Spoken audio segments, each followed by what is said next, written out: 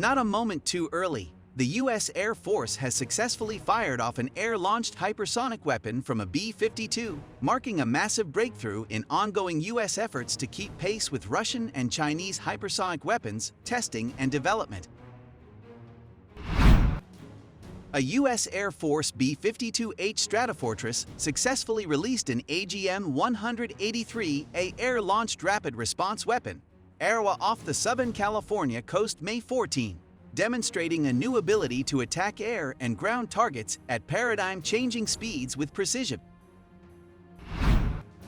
Following separation from the aircraft, the ARRW's booster ignited and burned for expected duration, achieving hypersonic speeds 5 times greater than the speed of sound, an Air Force statement said. In development for many years, the ARRW weapon brings new dimensions to air attack by enabling high-speed surprise attacks against enemy ships, aircraft, and ground targets. As a boost glide weapon, the ARRW skips off the upper boundaries of the Earth's atmosphere before using its speed of descent to propel itself down onto a target.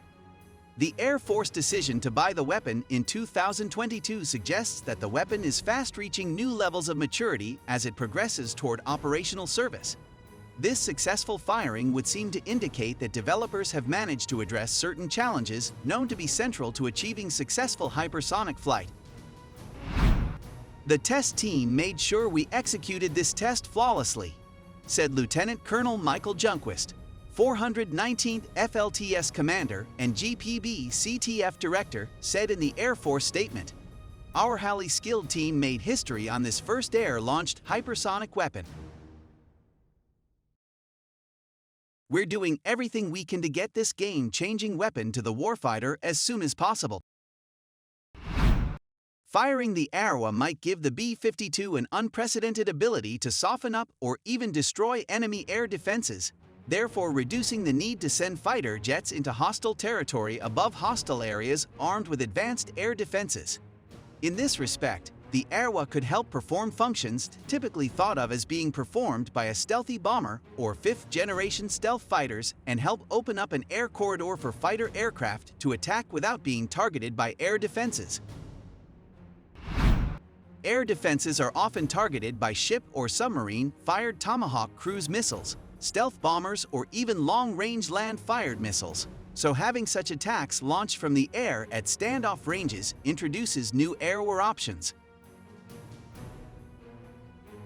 Interestingly, the Air Force statement mentions precision, something of great value for a maneuvering, high-speed projectile capable of descending upon and destroying longer-range targets exponentially faster than existing air-fired weapons can.